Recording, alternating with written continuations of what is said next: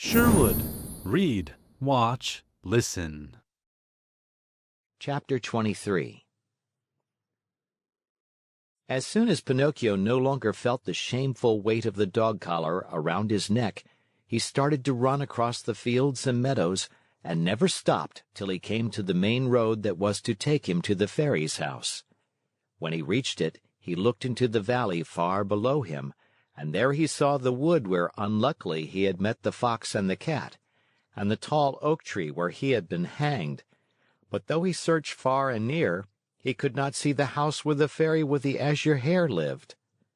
He became terribly frightened, and, running as fast as he could, he finally came to the spot where it had once stood. The little house was no longer there.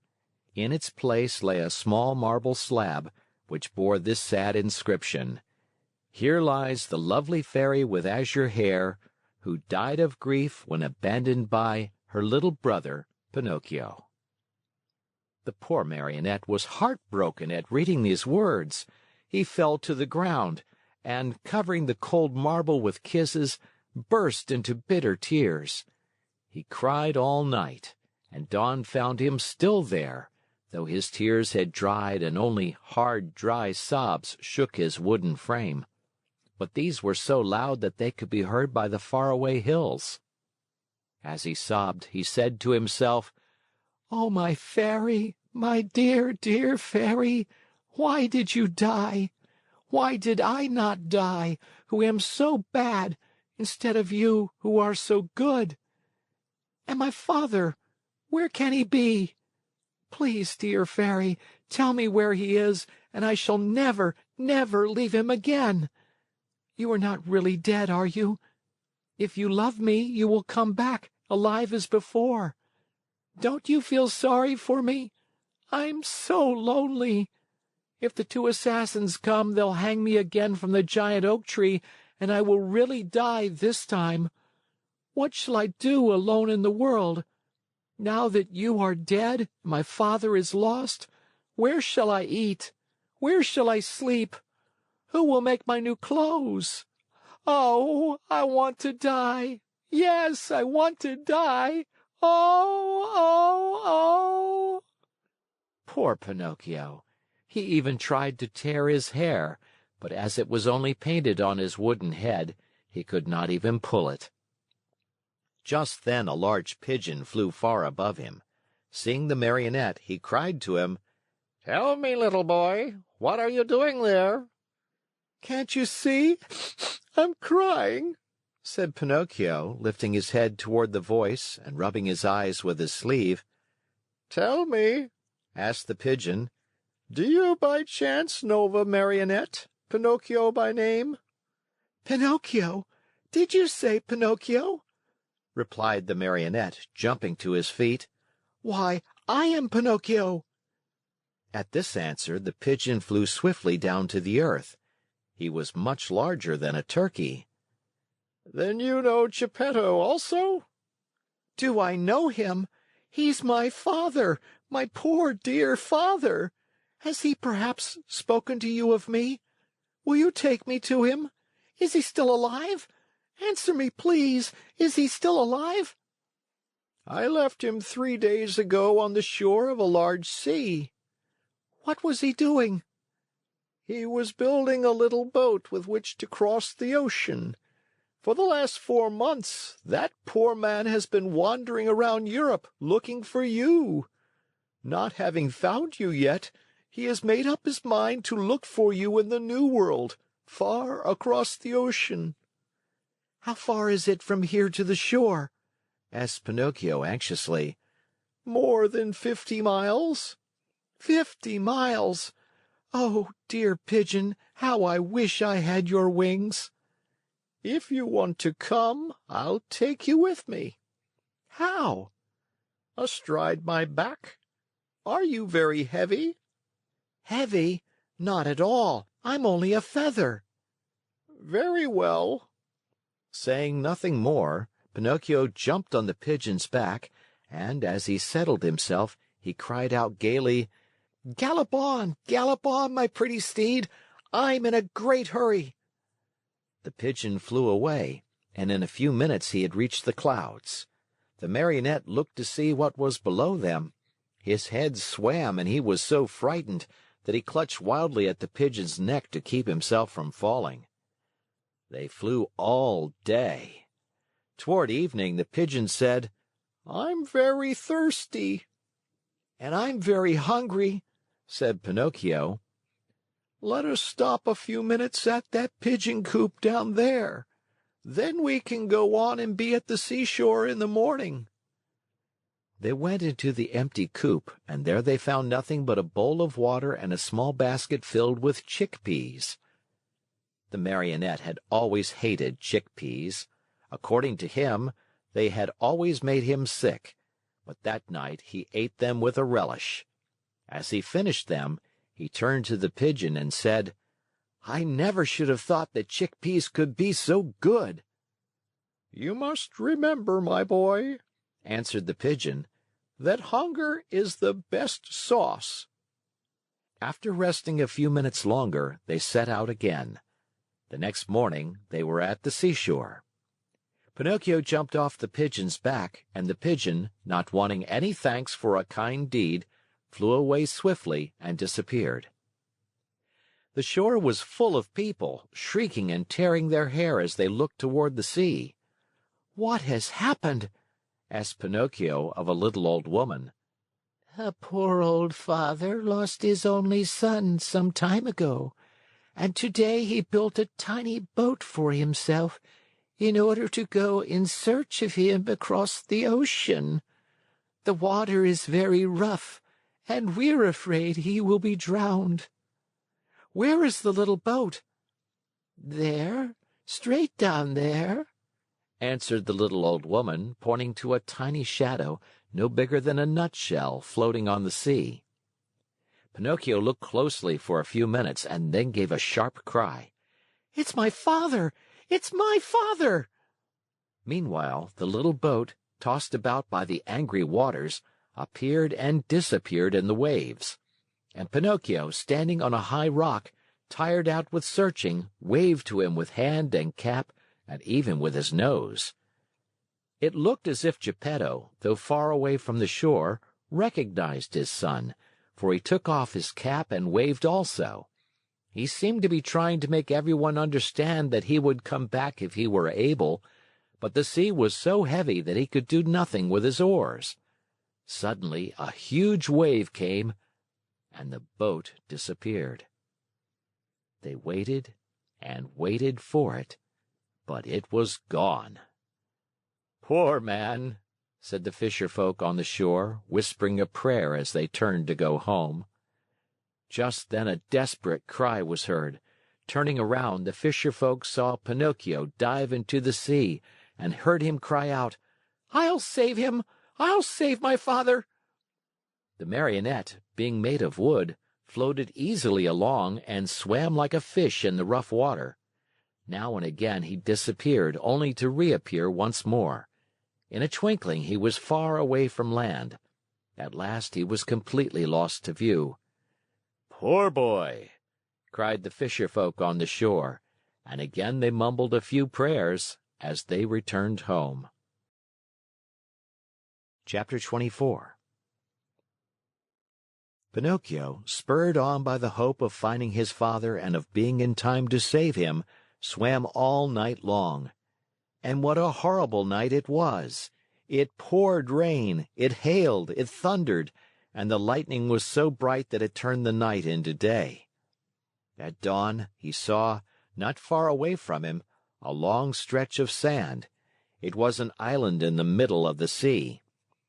Pinocchio tried his best to get there, but he couldn't. The waves played with him and tossed him about as if he were a twig or a bit of straw. At last, and luckily for him, a tremendous wave tossed him to the very spot where he wanted to be. The blow from the wave was so strong that, as he fell to the ground, his joints cracked and almost broke. But, nothing daunted, he jumped to his feet and cried, "Once more I have escaped with my life!" Little by little the sky cleared. The sun came out in full splendor, and the sea became as calm as a lake. Then the Marionette took off his clothes and laid them on the sand to dry. He looked over the waters to see whether he might catch sight of a boat with a little man in it. He searched and he searched, but he saw nothing except sea and sky, and far away a few sails, so small that they might have been birds. "If only I knew the name of this island," he said to himself. "If I even knew what kind of people I would find here. But whom shall I ask? There is no one here." The idea of finding himself in so lonesome a spot made him so sad that he was about to cry, but just then he saw a big fish swimming nearby, with his head far out of the water. Not knowing what to call him, the Marionette said to him, "Hey there, Mr. Fish. May I have a word with you?" "Even two, if you want," answered the fish, who happened to be a very polite dolphin. "Will you please tell me if, on this island, there are places where one may eat without necessarily being eaten?" "Surely there are," answered the Dolphin. "In fact, you'll find one not far from this spot." "And how shall I get there?" "Take that path on your left and follow your nose. You can't go wrong." "Tell me another thing. You who travel day and night through the sea, did you not perhaps meet a little boat with my father in it?" "And who is your father?" "He is the best father in the world, even as I am the worst son that can be found." "In the storm of last night," answered the Dolphin, "the little boat must have been swamped." "And my father?" "By this time he must have been swallowed by the terrible shark, which for the last few days has been bringing terror to these waters." "Is this shark very big?" asked Pinocchio, who was beginning to tremble with fright. "Is he big?" replied the Dolphin. "Just to give you an idea of his size, let me tell you that he is larger than a 5-story building, and that he has a mouth so big and so deep that a whole train and engine could easily get into it." "Mother mine!" cried the Marionette, scared to death, and dressing himself as fast as he could, he turned to the Dolphin and said, "Farewell, Mr. Fish. Pardon the bother, and many thanks for your kindness." This said, he took the path at so swift a gait that he seemed to fly, and at every small sound he heard, he turned in fear to see whether the terrible shark, 5 stories high and with a train in his mouth, was following him. After walking a half hour, he came to a small country called the Land of the Busy Bees. The streets were filled with people running to and fro about their tasks. Everyone worked, everyone had something to do. Even if one were to search with a lantern, not one idle man or one tramp could have been found. "I understand," said Pinocchio at once, wearily. "This is no place for me. I was not born for work." But in the meantime he began to feel hungry, for it was 24 hours since he had eaten. What was to be done? There were only two means left to him in order to get a bite to eat. He either had to work or to beg. He was ashamed to beg, because his father had always preached to him that begging should be done only by the sick or the old. He had said that the real poor in this world, deserving of our pity and help, were only those who, either through age or sickness, had lost the means of earning their bread with their own hands. All others should work, and if they didn't and went hungry, so much the worse for them. Just then a man passed by, worn out and wet with perspiration, pulling, with difficulty, 2 heavy carts filled with coal. Pinocchio looked at him, and judging him by his looks to be a kind man, said to him with eyes downcast in shame, "Will you be so good as to give me a penny, for I am faint with hunger?" "Not only 1 penny," answered the coal man. "I'll give you 4 if you will help me pull these 2 wagons." "I am surprised," answered the Marionette, very much offended. "I wish you to know that I never have been a donkey, nor have I ever pulled a wagon." "So much the better for you," answered the coal man.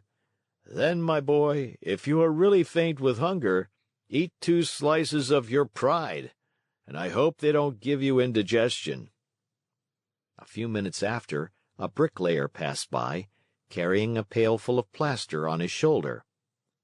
"Good man, will you be kind enough to give a penny to a poor boy who is yawning from hunger?" "Gladly," answered the bricklayer. "Come with me and carry some plaster, and instead of 1 penny, I'll give you 5." "But the plaster is heavy," answered Pinocchio, "and the work too hard for me."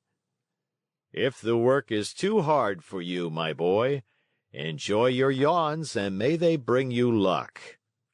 In less than a half hour, at least 20 people passed, and Pinocchio begged of each one, but they all answered, "Aren't you ashamed? Instead of being a beggar in the streets, why don't you look for work and earn your own bread?" Finally, a little woman went by carrying 2 water jugs. "Good woman, will you allow me to have a drink from one of your jugs?" asked Pinocchio, who was burning up with thirst. "With pleasure, my boy," she answered, setting the 2 jugs on the ground before him. When Pinocchio had had his fill, he grumbled, as he wiped his mouth, "My thirst is gone. If I could only as easily get rid of my hunger." On hearing these words, the good little woman immediately said, "If you help me to carry these jugs home, I'll give you a slice of bread." Pinocchio looked at the jug and said neither yes nor no. "And with the bread, I'll give you a nice dish of cauliflower with white sauce on it." Pinocchio gave the jug another look and said neither yes nor no. "And after the cauliflower, some cake and jam." At this last bribery, Pinocchio could no longer resist and said firmly, "Very well, I'll take the jug home for you." The jug was very heavy, and the Marionette, not being strong enough to carry it with his hands, had to put it on his head. When they arrived home, the little woman made Pinocchio sit down at a small table and placed before him the bread, the cauliflower, and the cake. Pinocchio did not eat, he devoured. His stomach seemed a bottomless pit. His hunger finally appeased, he raised his head to thank his kind benefactress. But he had not looked at her long when he gave a cry of surprise and sat there with his eyes wide open, his fork in the air, and his mouth filled with bread and cauliflower. "Why all this surprise?" asked the good woman, laughing. "Because," answered Pinocchio, stammering and stuttering, "because you remind me of. Yes, yes, the same voice, the same eyes, the same hair. Yes, yes, yes, you also have the same azure hair she had. Oh, my little fairy, my little fairy! Tell me that it is you. Don't make me cry any longer. If you only knew, I have cried so much, I have suffered so." And Pinocchio threw himself on the floor and clasped the knees of the mysterious little woman. Thanks for watching Sherwood. Scan the QR code to download our free app. Subscribe for unlimited access to books, audiobooks, podcasts, movies, and shows. See you next time.